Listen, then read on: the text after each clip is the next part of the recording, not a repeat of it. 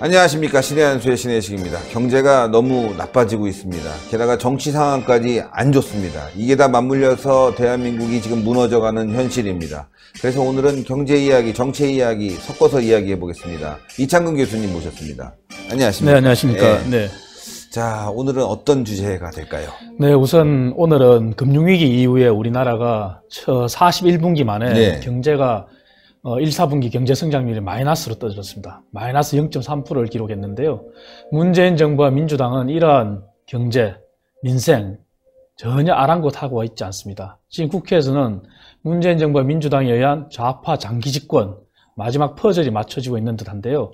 먼저 공수처 법안이 있지 않습니까? 네. 그건 결국은 권력기관, 행정부, 사법부를 다 장악하겠다는 그러한 네. 마지막 전략인 것 같고요. 네. 그리고 선거법은 이제 민생도 경제도 안 되니까 게임의 규칙을 바꿔서 어쨌든 좌파 장기 집권하는 그런 전략을 세우겠다는 거 아닙니까? 예. 하지만 이러한 민주당은 정말 지금까지 문재인 정부와 민주당은 막무가내 자기들만의 국민들을 아랑곳하지 않은 그들만의 정책을 폈다고 이렇게 볼 수 있어요. 막 나가는 정책. 막 나가는 정책. 예. 가장 대표적인 사례가 우리 아이들을 볼모로 한 자사고 특목고 교육을 하향 평준화하는 정책을 폈지 않습니까? 예. 교육은 곧 100년 대계라고 해서 경제와 직결되는데 자사고 특목고의 선택 기회를 없앴다.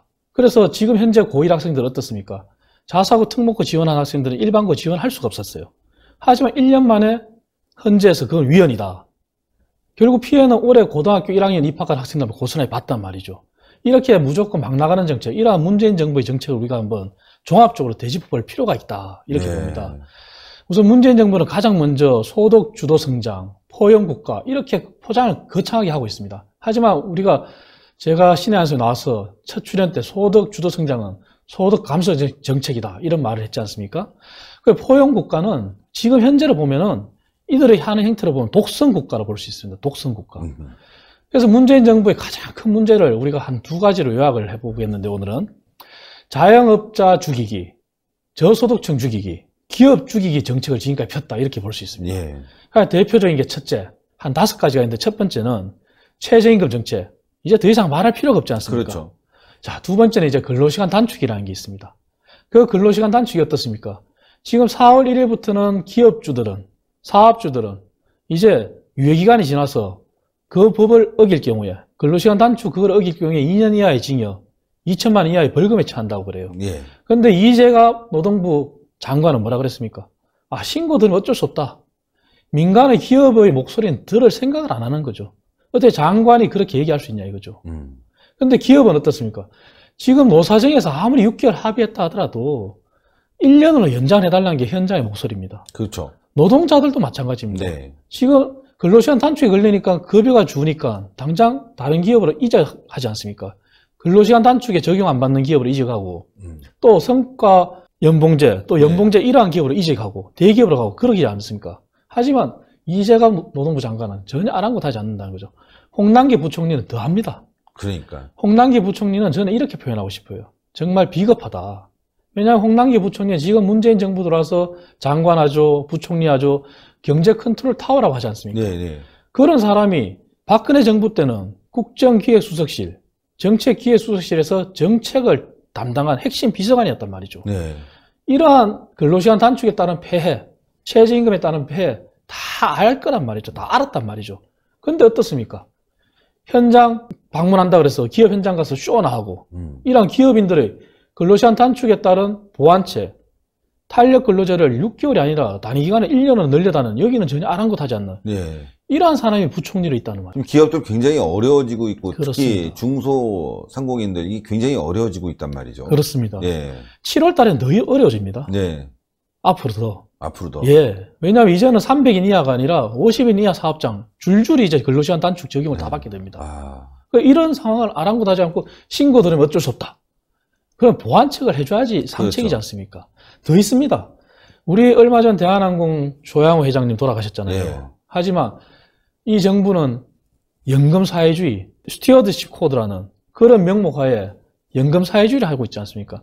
대한항공의 잘못은 그 잘못에 한해서만 수사라고 지탄을 받아야 마땅한데 어땠습니까? 별건이라고 해서 수도 없이 기업을 활동을 못하게끔 수사라고 그랬지 않습니까?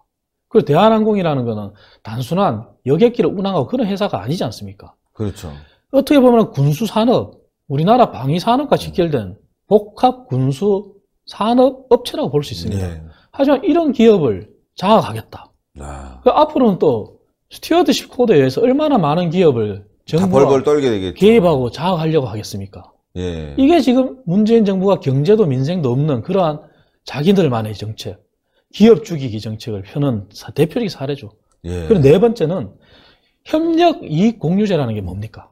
협력이익공유제라는 건 말 그대로 겉은 포장을 화려합니다. 대기업과 중소기업이 R&D를 해서 이익이 나면은 대기업이 이익을 중소기업에 줘서 중소기업을 마치 도와주는 것처럼 하는데 이건 저야말로 사회주의적 시장 개입에 의한 공산주의 국가, 사회주의 국가나 볼 수 있는 강제로 이익을 나눠주라는 거와 똑같은 겁니다. 쉽게 말하면. 그렇죠. 근데 중소기업이 도움이 되느냐? 그렇지 않습니다. 오히려 중소기업 간의 격차만 더 늘릴 뿐이에요. 이미 성과공유제라는 게 잘 정착이 돼서 하고 있어요. 성과공유제는 대기업과 중소기업이 원가 절감을 위해서 모든 전 단계에 걸쳐서 협력을 합니다. 예. 그래서 협력을 해서 만약 이익을 나면은 그 성과를 현금으로 줄 수도 있고 아니면 대기업이 물량을 늘려줄 수도 있고 여러 가지 다양한 방안을 시장 원리에 맞게끔 열어줬어요. 하지만 협력이익공유제는 오로지 재무적 성과, 아, 돈으로만 주게끔 되어 있습니다. 그리고 대기업이 손해가 난다. 손해가 나도 약정을 했으면 줘야 됩니다. 아이고. 이게 사회주의 정책이 아니고 뭐겠습니까? 아, 정말 큰일인데요. 이게 스튜어드십 코드라고 해서 지금 문재인 정부가 밀어붙이는 네. 연금을 이용한 기업 장악. 네. 예, 이게 이제 한진부터 시작되는데 한진이 말씀하신 대로 굉장히 중요한 포인트가 있네요. 이 군수산업까지 함께하고 있기 때문에 이게 무너지게 되면 대한민국 안보도 함께 무너지는 거 아니겠습니까? 그렇습니다. 그러한 기업들이 이제 한진뿐만 아니라 모든 기업들이 그렇게 마치 외국인 투자자가 우리나라 기업 사냥하듯이 이제는 연금이 기업을 사냥하는 듯한 그러한 형태로 가면 안 된다는 거죠. 그게 연금 사회주의라는 거죠. 예. 그리고 지금 가장 중요한 거는 결국 노조 청구서 거기서 자유롭지 못하기 때문에 이런 모든 일이 일어나는 거 아니겠습니까? 네.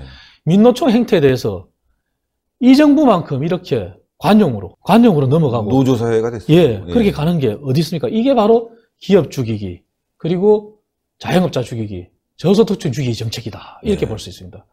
또 문재인 정부의 우리가 정책을 또 한번 또 다른 측면에서 또 볼 수 있는 거는 문재인 정부는 지방 분권이라고 했습니다. 하지만 지방 분권이 곧 문재인 정부에서는 지방 죽이기 정책으로 나타나고 예. 있습니다. 대표적인 게 부동산입니다. 말은 좋습니다. 이미 노무현 정부 때도 부동산 공시가격, 개별주택 공시가격, 공동주택 공시가격, 과표 현실화라고 그렇게 포장을 했습니다. 예. 그때 한 차례 논란이 있었지 않습니까? 집 한 채 달랑 가진 사람들이 과표가 현실화되니까 집 한 채로 근근히 어쨌든 은퇴 이후에 삶을 살아가는데 세금을 내기 위해서 빚을 내야 되는 그런 상황이 있었지 않습니까? 그렇죠. 지금 문재인 정부도 동일합니다. 과표 현실화라는 그러한 미명하에 부동산 공시가격, 개별주택, 공동주택의 공시가격을 다 올렸어요. 그러니 이제 지방에서 대구에서 종부세 부담하는 사람이 2배 이상 늘었다는 이런 보도도 있고 그러니까요. 광주에서도 이제 종부세 부담자가 생겼어요. 이런 게 과연 지방 분권, 지방 살리기 위한 정책이냐는 거죠. 지방 죽이기의 대표적인 사례라는 거죠. 아, 하나 또 있습니다. 3기 신도시 하지 않습니까? 네. 3기 신도시는 그야말로 문재인 정부는 부동산 정책 안정화시키겠다 하지만 제가 볼 때는 국가적인 재앙이라고 표현하고 싶습니다. 왜냐하면 우리나라는 지금 학계 출산율이 1명 이하로 떨어졌어요. 떨어졌죠. 그리고 한 부부가 한 아이를 낳지 못하고 있죠. 그렇습니다. 예. 그리고 인구 절벽이라 할 만큼 인구는 이제 장기 인구 추계라면은 이미 추락하듯이 감소합니다. 그래프가 이렇게 추락을 합니다. 그 생산 가능 인구는 이미 감소하고 있어요. 근데 집을 더 짓는다. 지방 분권하겠다 그러면은 그 논리로 간다면은 인구가 지방으로 이전할 수 있도록 지방에 그렇게 가야죠. 예. 근데 수도권에 집을 짓는다 대규모로 신도시를 건설한다. 그거는 윗돌 빼서 아랫돌 막는 격입니다. 왜냐 신도시 간에 이제 경쟁이 되고 서울의 인구가 경기에 이전하면서 경기도 인구가 꾸준히 늘었지 않습니까? 그래서 생각해 보십시오. 3기 신도시 발표하면서 하남이라는 지역이 있습니다. 하남에 신도시를 짓고 남양주에 짓고 근데 2기 신도시의 그 옆에 양주에 있어요. 네. 근데 강남으로 사람들이 출근할 때 강을 건너서 출근하는 게 편하겠습니까? 강을 안 건너 출근하는 게 편하겠습니까? 강 안 건너야죠. 그죠? 예. 그러면은 하남에 신도시가 들었으면 결국은 2기 신도시 양주가 정착도 하기 전에 죽어버리는, 또 하나의 이제 모습을 갖춰가고 있는 미사 신도시가 이미 공급 과잉이에요. 마지막 미사 신도시에 입주한 아파트가 전세 물건이 200건 이상이 남아있어요. 네. 그런 데서 이제 이주를 한다는 말이죠. 신도시로. 그러면 신도시 간에, 경기도 시군 간에 경쟁이 되면은 윗돌 빼서 아랫돌 막는 그런 게 바로 지방 죽이기나 다름없는 그러니까요. 정책이라는 것이죠. 네. 그리고 문재인 정부는 세 번째로 13번에 걸쳐서 부동산 정책을 내놨습니다. 하지만 부동산 정책을 내놓으면서 이미 지방에는 부동산 경기 침체에 의한 건설 경기 침체, 결국 경제가 어려워지는 그러한 현상이 오고 있습니다. 그 부동산의 양극화를 만드는 게 과연 지방 분권, 지방도 잘 살고 수도권도 잘 살고 그러한 문재인 정부의 정책이라는 거죠. 그거 지방 죽이기라는 거죠. 예. 그리고 끝으로 가장 중요한 거는 부동산은 우리가 수많은 연구를 했습니다. 연구를 했는데 부동산은 곧 교육이란 말이 있지 않습니까? 아까도 제가 서두에 말씀드렸다시피 우리 고1 학생들을 대상으로 정책 실험이나 한 거나 다름없는 네. 교육의 하향 평준화를 지향하는 그러한 정책으로 교육 정책이 문재인 정부는 하향 평준화뿐만 아니라 지역 간, 학교 간 격차를 내버려 두고 있어요. 왜 강남의 집값을 잡겠다고 하는데 강남의 집값이 오르고 강남의 집값이 유지되는 이유가 뭐겠습니까? 교육 환경이 좋잖아요. 그렇습니다. 학교도 학교지만 결국 학교 공교육이 지금 제 역할을 못하니까 사교육이라고 우리가 부르지만 네. 학원이 강남에 우수한 학원이 밀집되어 있으니까 결국 모이는 거지 않습니까? 그러니까 강남의 집값이 그런데 엉뚱한 데서 답을 찾고 있으니. 그런데 교육이 심지어 이런 경우가 있습니다. 통합사회, 통합과학이라고 또 수능 제도가 개편되지 않습니까? 예. 올해 고1 학생들도 개편됐는데 모 학교에서 국민윤리 담당하는 선생님이 통합사회를 가르친대요. 그런데 그분이 통합사회를 다 커버를 하지 않고 오로지 윤리에 해당하는 과목만 가르친대요. 그러면 그 말은 그 학교의 학생들을 사교육으로 내보는 결과가 생기지 않습니까? 그렇죠. 그럼 공교육 살리기, 현장을 더 바라볼 생각은 않고 학교 간의 격차, 지역 간의 격차를 줄일 생각은 않고 오로지 교육의 하향 평준화를 하겠다. 그게 곧 문재인 정부의 교육 하향 평준화에 의한 지방 죽이기 정책이다. 이렇게 볼 수 있습니다. 좋은 학교를 좀 분산시켜서 만들어 놓고 교육 환경을 좋게 해야지만이 인구가 분산되는데 그렇지 않고 한쪽에만 좋은 곳이 있다 보니까 집값도 오르고 자꾸 북적북적 되는 거 이걸 좀 풀어줘야 되는데 규제는 풀지 않고 자꾸 정책으로 그것도 정책이 좋아야죠. 그렇습니다. 자기네들은 정부 네. 알고 집 사잖아요. 맞습니다. 네. 본인들은 나쁜 정책 만들어 네. 국민들 힘들게 하고. 본인들은 이미 본인들 자녀들은 다 컸지만 네. 자사고 특목고를 다 보냈어요. 그러니까. 이제 와서 근데 본인들이 집권해서 하향 평준화식으로 자사고 특목고를 없애겠다? 그 피해는 우리 학생들이 온전히 갑니다. 그렇습니다. 그리고 가장 마지막으로 지방 주기의 대표적인 게 도시재생.